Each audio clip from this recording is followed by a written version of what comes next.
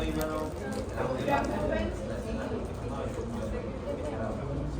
segunda pregunta es, ¿cuáles son los tipos de receptores de dopamina que existen? ¿Vale? ¿Y cómo se llaman y qué función tiene cada uno? Pues son metabológicos y tienen acción inhibitoria como excitatoria. ¿Sobre qué? Ah, es que soy muy energético por el dulce, ¿no? O sea, no es culpa mía, ¿no? Sí, o sea, no me comí el segundo. Profesor, nombra los temas. Nombrarlos, los nombres y la función. Y función, sí.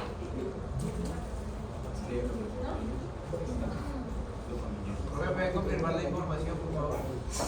¿La respuesta? Lo de... ¿En qué estructuras del sistema nervioso hay dopamina? Ya sea que se produzca o pase por ahí.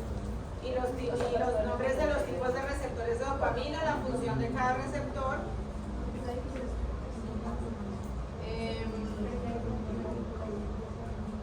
¿Cuáles son las vías dopaminérgicas?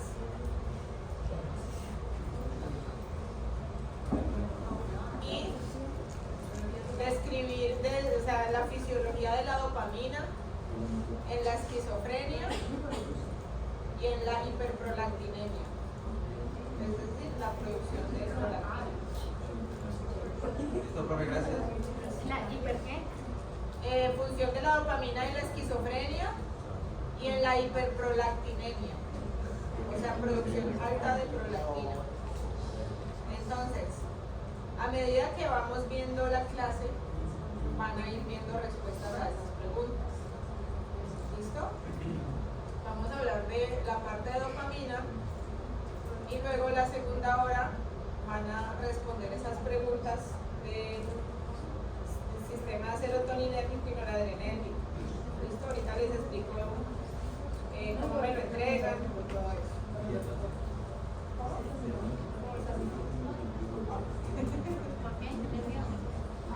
Chicos, el doctor Lobato va a hacer la mitad de las preguntas del parcial. ¿Y por qué? No sé, él es el jefe de nosotros. Nada más le decimos. Les digo así, yo es el 50% del país. Sí. ¿En serio? Sí, es el... Pues si Oh, reverencia. No, sino que yo lo que quiero es que como todos preguntamos diferente, pues tratemos de que ustedes sean un poco más activos en clase para que aprovechen el tiempo acá y estudien más. Entonces por eso vamos a hacer, bueno, obviamente hay que hacerlo a veces, yo hace rato no les ponía a hacer nada, pero con esto que él nos dijo, pues me parece que también es muy útil en ese sentido. ¿Listo? Y ya creo que la mitad de las preguntas del examen, no es el que vaya con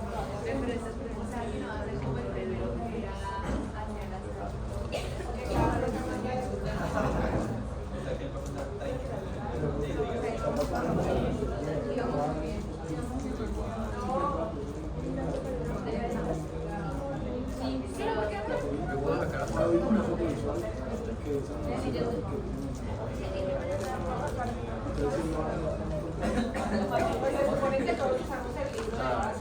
El libro o lo que digamos en clase.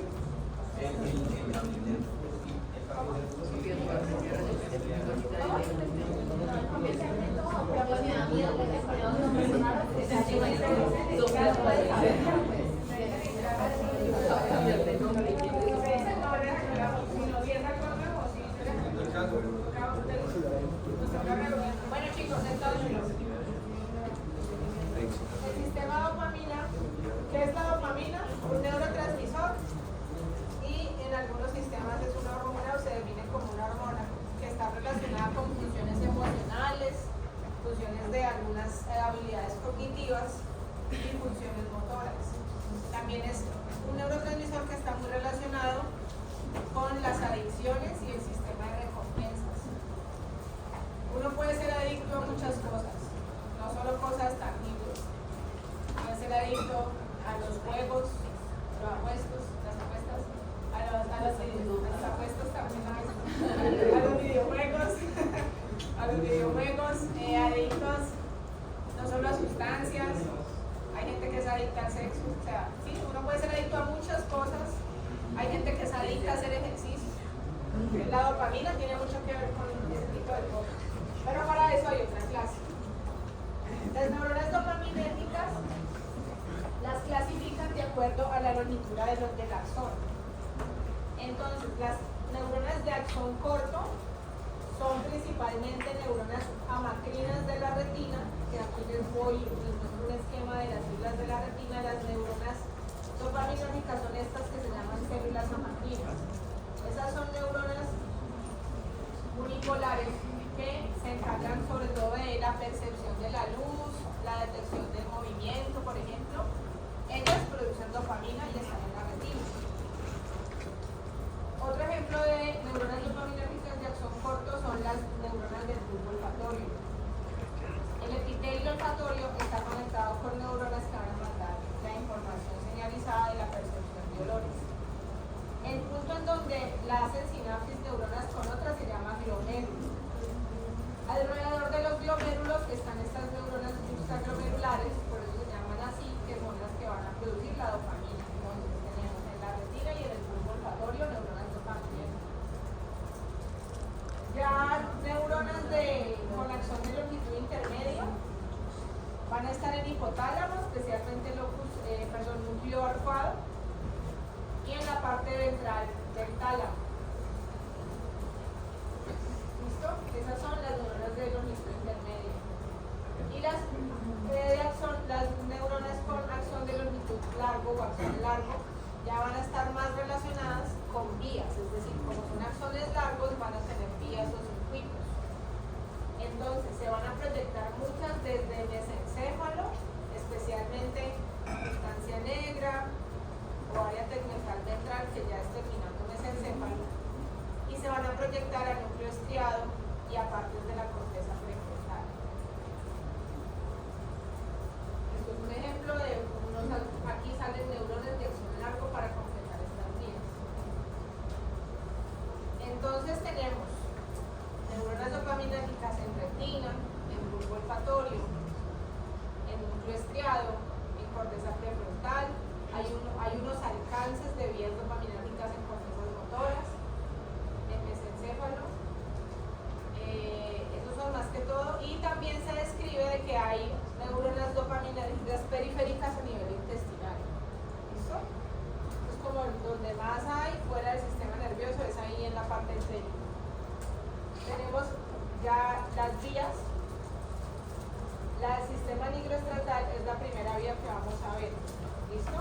Son 4 sistemas: nigroestratal, mesolímbico cortical, quinto-venocular y la vía del sistema nervioso entérico. Entonces vamos a ir viendo una por una. El sistema nigroestratal, lo vemos acá, va a salir de la sustancia negra, la parte compacta, en el mesencéfalo. Entonces, los somas de las neuronas dopaminérgicas van a estar en esta área y se van a proyectar por los pedúnculos del cerebelo hacia núcleo estriado, caudado, putamen, y en menor grado se van a proyectar hacia el globo pálido. Es esta vía que ustedes ven acá. Acá no se ve, pero hay unas prolongaciones que van a corteza, pero principalmente la primera estación es esta. ¿Listo? ¿En qué partes de una neurona entra la dopamina? Imagínense una neurona que tiene dendritas. En la parte basal o el tallo de las dendritas es donde más se capta la dopamina. ¿Listo? Entonces a eso se refiere con esto. Cuello de las espinas dendríticas de las neuronas espinosas medianas en el cuerpo estriado, ahí es donde llega la dopamina. Y hay una comunicación recíproca. El cuerpo estriado recibe dopamina de la sustancia negra, del área tegmental ventral, pero el área tegmental ventral hace parte de otra vía. Y así como recibe, también manda. Esto es una relación recíproca. Eso lo vamos a ver en detalle el próximo viernes en la clase del sistema de recompensa. Cuando la dopamina llega al núcleo estriado, aquí lo vemos, la sustancia negra compacta en vía putamen, a globo pálido. Aquí la relación es recíproca, y ¿qué va a pasar ahí?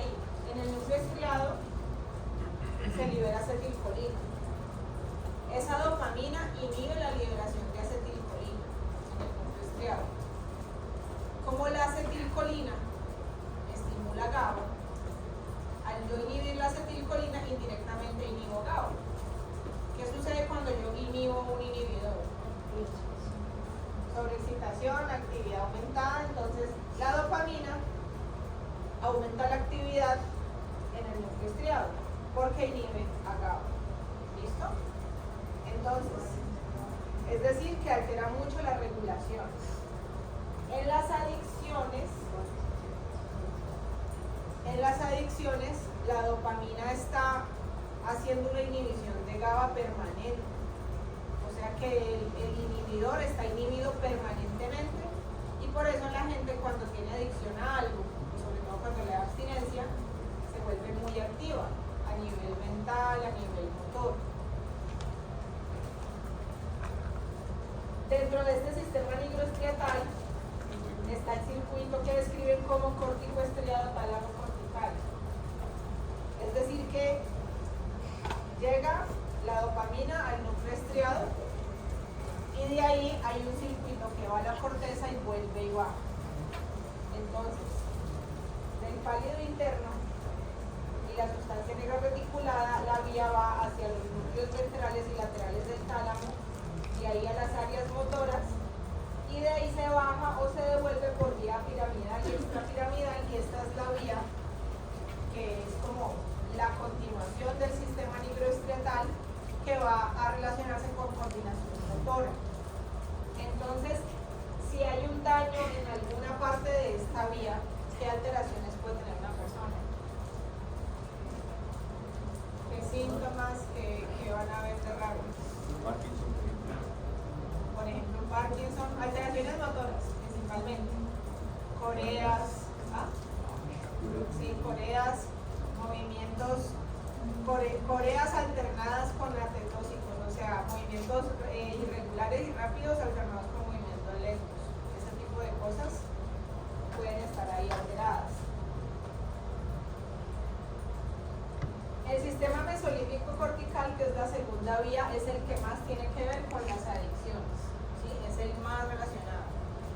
Y con la recompensa. Entonces, el sistema mesolímbico cortical se llama así porque va del mesencéfalo al sistema límbico y luego a la corteza. Su origen, somas que están en el área tegmental ventral, que está señalizada acá. Proyecta por tracto tegmental central y va hacia el estriado, el núcleo accumbens, parte de la corteza del cíngulo y las cortezas prefrontales y frontales. Adicionalmente, hay una vía que se desvía acá para todo lo que es amígdala, hipocampo, tubo olfatorio que está más o menos acá donde tengo el puntero, y otras fibras en mucha menor proporción a la corteza temporal. Entonces, importante de la mesolímbica cortical, inicia en el área tegmental ventral, va a ir a varios sectores del estriado, pero el blanco final es núcleo accumbens. La vía mesolímbica cortical la vamos a ver más en detalle en la clase de las adicciones y la recompensa, porque es la vía principal. ¿Listo? Esta vía tiene mucho que ver con la motivación, con el placer, con yo querer repetir una acción porque la siento placentera. ¿Sí? Entonces puede ser cualquier tipo de cosa. Por ejemplo, en las ratas de laboratorio, las ratas empiezan a tener unos aprendizajes en donde les ponen una rueda y ellas al principio no corren. Luego de unos días corren cada vez más y más. Esto se estudió y se encontró que en una ratica que lleva 1 mes, 2 meses usando la rueda, este sistema mesolímbico cortical está mucho más activado, porque ella encuentra un estado positivo en correr. Para ella eso es placer, y entre yo más placer sienta con algo, esto va a estar más activo. Entonces, es una forma de decir que ellas se vuelven adictas al ejercicio. ¿Sí? O bueno, no adictas, a veces pueden ser adictas, a veces no, pero sí encuentran placer en esta actividad y la repiten. Entonces, lo que hace que yo repita una actividad es este sistema mesolímbico cortical. ¿Alguien acá hizo el video de los videojuegos? Eso fue en el otro grupo. Así es, por eso yo les mandé esto. Bueno. Entonces, está, entonces la dopamina en sí en la vía mesolímbica está comprometida en procesos rutinarios. Como Pero- así rutinarios. O sea, me refiero, o sea, lo hablo desde la parte de la conducta, ¿no? Ah, sí. Sí, exacto. Tú puedes ir, digamos que tú, pues bueno, es que hay rutinas que uno hace porque le toca y hay otras que hace porque le gusta. O sea, pero me refiero que si esto genera que uno convierta una acción como inconsciente, que ya es algo Sí. completamente distinto. Depende, si la haces por voluntad propia porque te gusta hacerla, sí. Porque hay rutinas que uno hace porque le toca, o por lo menos a mí me da mucha pereza a veces ir al gimnasio. Pero cuando yo estoy allá, yo digo, yo tampoco, porque no había ido así. Entonces ahí le encuentro el placer, pero a veces pasa una semana y no volví porque no pude y ya. Entonces digamos que rutinario depende. Si tu rutina se convierte en que vas a jugar Nintendo 2 horas todos los días, eso ya es este circuito. Y eso te aleja de tus responsabilidades. O que vas a tomar cerveza todos los días, eso es este circuito. Entonces, cuando esto está muy sobreestimulado, ya este circuito se sobreexcita y empieza a haber una adicción. O sea, eso tiene un límite. ¿Listo? Eso lo vamos a ver en una semana. El sistema tuberoinfundibular es el sistema más pequeño. Inicia en el núcleo arcuado, que es más o menos la parte inferior del hipotálamo. Las fibras van a subir por infundíbulo y se van a proyectar hacia eminencia media, más o menos aquí. Esto chiquito es el circuito la vía tuberoinfundibular. Entonces, el sistema tuberoinfundibular, cuando está alterado, se asocia con alteraciones de la prolactina, porque este sistema estimula la producción de prolactina por la hipófisis. Entonces, en la hiperprolactinemia hay una sobreestimulación por exceso de dopamina en el sistema tuberoinfundibular. ¿Listo? Eso es una respuesta de la pregunta, igual eso también se puede buscar en internet.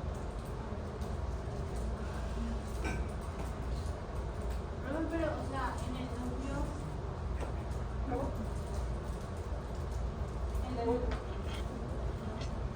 o sea, el núcleo propiamente ¿Cómo? sí, es el núcleo del hipotálamo.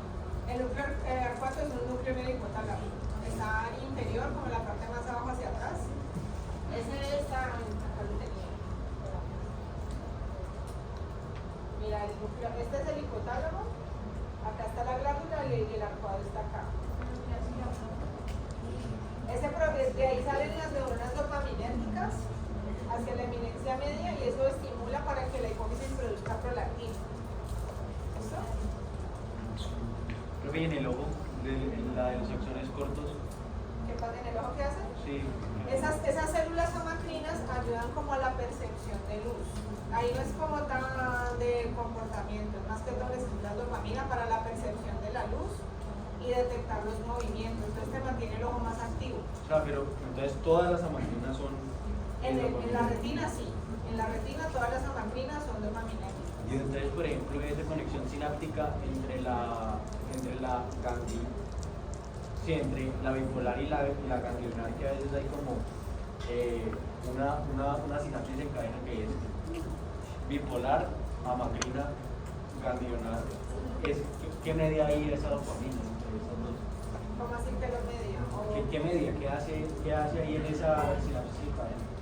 No, la dopamina hace parte de la transmisión de muchos otros neurotransmisores allí. ¿Sí? Sí, eso está ahí metido, como se transmiten los demás neurotransmisores, ahí pasa la dopamina. Pero tiene que ver en las funciones de la percepción de luz y el movimiento del luz. Entonces, los receptores dopaminérgicos son unos receptores que van a estar en las neuronas de estas estructuras que hemos visto.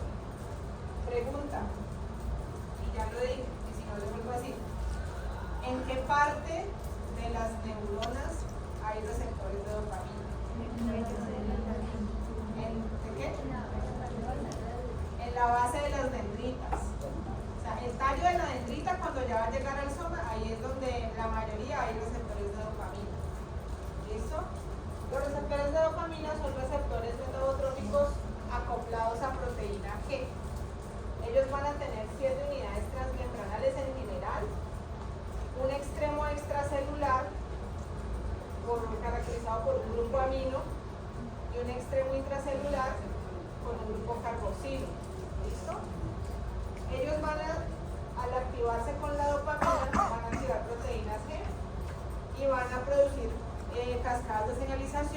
donde va a participar mucho la denilciclasa. Entonces, están enumeradas del 1 al 5, receptores de 1, de 2, de 3, de 4 y de 5. Ellos van a estar organizados en unos grupos de acuerdo a la función que tengan. El receptor de 1 y de 5 está en un grupo que llaman de 1 like. Se caracterizan porque su extremo carboxilo en el interior es largo y estimula la adenilciclasa. Si ustedes recuerdan, la adenilciclasa produce AMP cíclico. Entonces, estos receptores al estimularla van a producir cascadas de señalización que van a tener una acción excitatoria o activadora. Y los subtipos del 2 al 4 están en el grupo de 2 like. Su extremo carboxilo es corto y van a inhibir la adenilciclasa. Esto ténganlo en cuenta para las funciones y las enfermedades de las que vamos a hablar. Los receptores de 1 y de 2 los agrupan juntos porque están juntos. La mayor cantidad de estos receptores están en el cuerpo estriado, accumbens y el bulbo olfatorio, tubérculo olfatorio. En la corteza cerebral hay receptores de 1 y de 2. En las capas 2 y 5 de la corteza, en las células piramidales de estas capas. Y la relación entre el 2 y el 1 es que por cada receptor de 2 hay 300 de 1. ¿Sí? Eso quiere decir que yo voy a tener 300 receptores que me van a activar la denilciclasa contra uno que me la inhibe. Entonces esto es una relación más excitatoria con un control inhibitorio que es importante tenerlo, porque todo lo tenemos que modular. Pero miren que se va más hacia lo excitatorio o hacia la activación de denilciclasa. La excitación de la denilciclasa. ¿Sí? No hablo de sinapsis, excitaciones inhibitores, sino de la denilciclasa.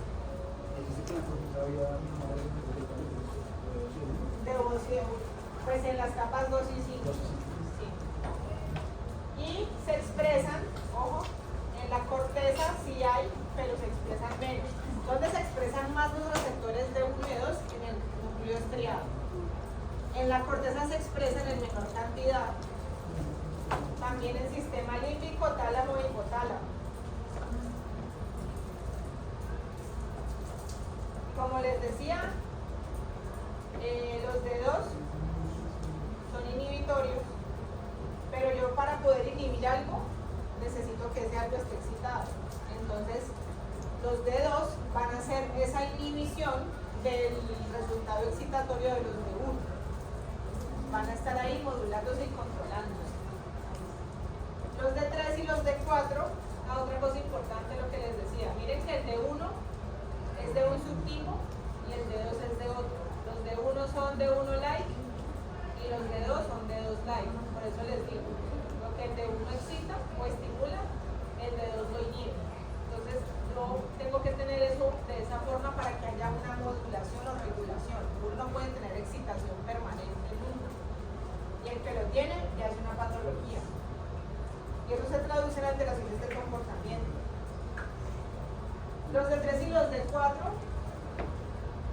más que todo accumbens, núcleo accumbens y tubérculo olfatorio. El de 3 tiene mucho que ver con la cognición y el control de impulsos, atención y sueño. El de 4 tiene lo mismo, pero le agregamos miedo y memoria. O sea, todos tienen lo mismo, por eso les puse acá en amarillo. Estas son las funciones adicionales que tiene el receptor de 4 respecto al de 3. Esos receptores de 3 y de 4, como están en el núcleo accumbens, pues también tienen mucho que ver con el sistema del placer o de recompensa y con las adicciones. Y los receptores de 5 son receptores que van a estimular la denilciclasa. También los tenemos en hipocampo y en hipotálamo. Su su expresión es baja en la corteza y en el cuerpo estriado, ¿sí? Ahí no van a estar tan prominentes, tienen que ver con tomar decisiones con partes cognitivas, con la atención y con la secreción de renina, que es un componente importante para la regulación de la presión arterial. Lo mismo, cuando una neurona tiene receptores de 5 se ubican en el tallo de las dendritas, que están cerca del soma, y nos ayudan, como es cognición y atención y toma de decisiones, pues modulan el estado de alerta de una persona.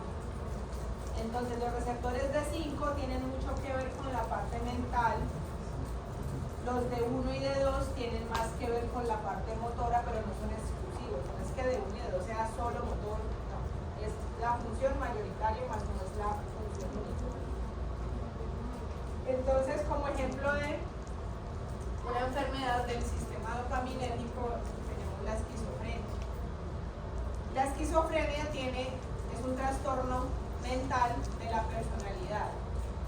Hay trastornos del afecto, que son las emociones, y están los trastornos de la personalidad, que son ya el comportamiento. Los trastornos de la personalidad son mucho más graves, más difíciles de tratar. Entonces les doy un ejemplo. Trastornos del afecto tienen más que ver con neurotransmisores como serotonina. Trastornos de la personalidad tienen también que ver con dopamina. La esquizofrenia tiene dos subtipos o dos cuadros de síntomas. Uno que se caracteriza, en todos hay deterioro cognitivo y un pensamiento pues fuera de lo común, con delirio y alucinaciones marcadas. ¿Eso qué quiere decir? Yo puedo tener alucinaciones auditivas o visuales. Los pacientes que tienen estos síntomas son pacientes muy sobresaltados, ¿vale? Pacientes ansiosos, pacientes que se mueven mucho, pacientes que viven en función de sus alucinaciones. Es muy normal que en la esquizofrenia las alucinaciones sean persecutorias. ¿Qué quiere decir? Alucinan con que es que me quieren matar, es que me quieren hacer algo malo, o es que yo quiero hacerle esto a una persona. Entonces digamos que son alucinaciones que lo sobresaltan mucho por el contenido de las mismas. Y los tipo 2 son pacientes un poco más tranquilos, pero no son tranquilos, simplemente la forma en que ellos están alterados el pensamiento los lleva a eso. Son apáticos, se aíslan, no alucinan ni tienen tantos delirios, pero sí la parte como que hace que se aísle y el afecto se embota, o sea, un paciente muy callado. Entonces la dopamina en estos dos tipos de pacientes tiene diferentes alteraciones. Los pacientes con el tipo 1, que son más sobreexaltados, tienen síntomas que se llaman síntomas positivos. El delirio y la alucinación son síntomas positivos. El embotamiento afectivo, el aislamiento, son síntomas negativos. Entonces, cuando tenemos síntomas positivos, la dopamina tiene una hiperactividad. Es decir, las alucinaciones, los delirios, los pacientes que se mueven mucho, tienen la dopamina alta en la esquizofrenia, y los de síntomas negativos como el embotamiento y el aislamiento, hay una hipofunción dopaminérgica. Entonces, si ustedes se fijan en el tipo 1, los medicamentos que vamos a usar es bloquear receptores D2. Los receptores D2... Hay que aprenderse los nombres de los medicamentos. No, bueno, depende. Todavía no. No, mentira, yo no les pregunto, si yo les hago, si les hacemos preguntas de eso, es como, no, porque eso ya es farmacología, se les da, no sé, haloperidol, que su efecto es este, inhibe o excita de 1, de 2, de 3, de 4, y ahí entonces ¿qué pasa? Ahí evaluamos que se sepan qué hace cada uno, cada receptor. ¿Listo? Entonces, ejemplos de medicamentos. El haloperidol bloquea la gran mayoría de receptores D2. Se usa mucho en la esquizofrenia tipo 1. La clozapina bloquea los receptores D4. Los receptores D4, ¿con qué tienen que ver? Control de impulsos, memoria y miedo, atención y sueño y confusión. Entonces, al yo bloquear este tipo de receptores, pues es ahí, digamos que puedo actuar sobre el pensamiento desestructurado del paciente, la falta de atención y los impulsos que él pueda tener. Y el amisulpiride es el nombre del medicamento que va a bloquear receptores de 2 y de 3. Entonces, ¿a qué voy con esto? Que yo para modular un poco los síntomas de una enfermedad donde tengo hiperactividad o hipoactividad de dopamina, los medicamentos van directo a estimular o a inhibir los receptores según la necesidad del paciente. ¿Sí? Por eso eso se llama manipulación, o sea, muchos libros lo describen como manipulación de dopamina, manipulación farmacológica de la dopamina, porque yo modulo la actividad de la dopamina con estos medicamentos en pacientes que tienen esas vías alteradas. Y en resumen, los medicamentos psiquiátricos, la gran mayoría funcionan así: equilibrar las sustancias químicas del cerebro. Por eso es que la gente se modula y por eso es que la parte de la psiquiatría no solo son medicamentos, o sea, hay que hacer psicología, hay que usar un tratamiento integral, incluye muchas cosas porque esto me cubre la parte química. Por ejemplo, en la depresión, los receptores de serotonina son los que reciben muchos medicamentos.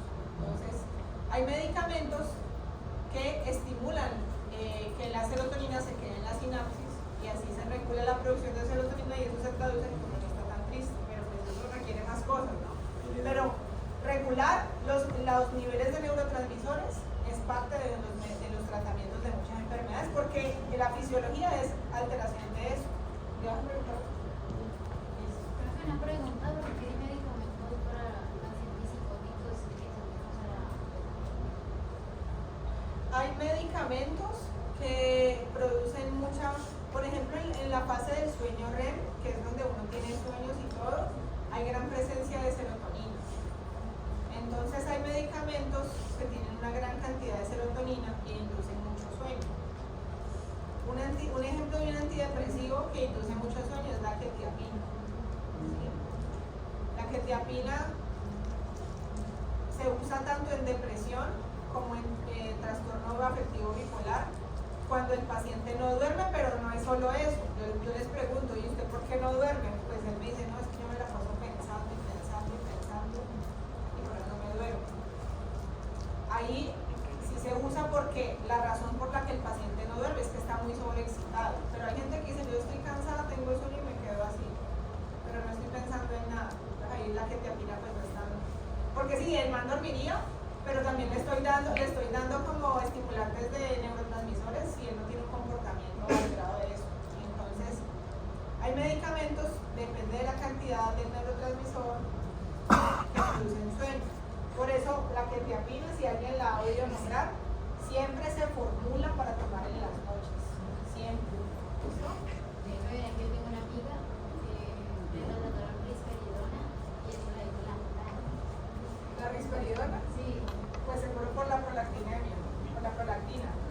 La risperidona es muy usada para los trastornos de personalidad. ¿Tomás?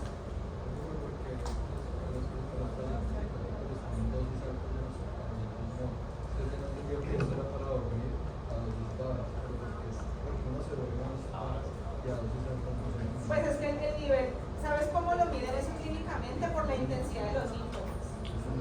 Porque ustedes, entonces, los que sepan o los que no sepan, depende de la intensidad de los síntomas, así uno hospitaliza a un paciente y lo manda para la casa. Entonces, la intensidad de los síntomas requiere dosis altas o bajas, depende. Entonces, una persona que necesite dosis altas es porque ya clínicamente la ven muy mal. ¿Listo? Bueno, eso lo van a ver más adelante, como en quinto semestre, pero a lo que voy es que miren cómo yo puedo manipular el sistema dopaminérgico en un paciente para equilibrarlo. O sea, ese es el deber ser, porque usted lo puede manipular para perjudicarlo, pero la idea es manipularlo para equilibrarlo. ¿Listo? ¿Cómo se llama cuando una persona tiene su sistema equilibrado y se le manipula para alterarlo? Eso se llama adicción. ¿Sí? Yo ya estoy bien no tiene que ser un medicamento, puede ser una comida, una sustancia, lo que sea. Manipulé un sistema dopaminérgico que estaba equilibrado y al manipularlo estando equilibrado me volví un adicto, a lo que sea adicto. Como los niños. O sea, pasar de la salud a la enfermedad, mientras que el que ya está enfermo lo mandamos de la enfermedad a la salud. ¿Sí? La enfermedad de Parkinson, lo que les decía, ay, ¿quién me dijo por ahí? Que yo pregunté, que lesión de la vía nigroestriatal, Parkinson.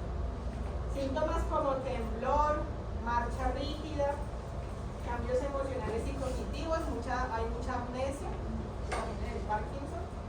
Entonces, en esa enfermedad, pues, como es alteración de la vía nigroestriatal, pues hay que tratarla con medicamentos que favorezcan el equilibrio de la dopamina, ¿sí? Pero la lesión es como tal en la vía nigroestriatal o es como tal en la sustancia negra. No, más que todo, o sea, puede ser en la sustancia negra, porque de ahí participa en la vía, ¿sí?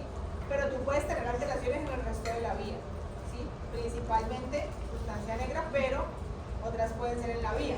¿Qué pasa ahí? Tú puedes tener disminución de la dopamina o exceso de dopamina, puedes producir dopamina normal, pero los receptores no funcionan o funcionan de más. Entonces, todo ese tipo de alteraciones químicas pueden llevar al Parkinson. O sea, una afectación como tal, por ejemplo, en los receptores del estriado generalmente importante. Si son los receptores que reciben la vía nigroestriatal, exactamente. ¿Sí?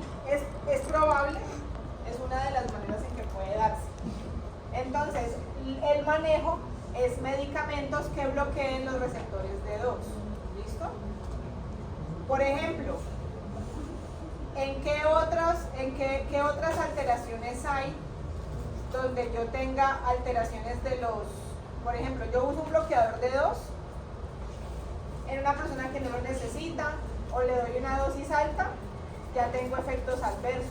Por ejemplo, el parkinsonismo es síntomas de Parkinson, pero no tengo Parkinson. Son síntomas del Parkinson causados por un medicamento que me sobreestimuló el sistema dopaminérgico de la vía nigroestriatal.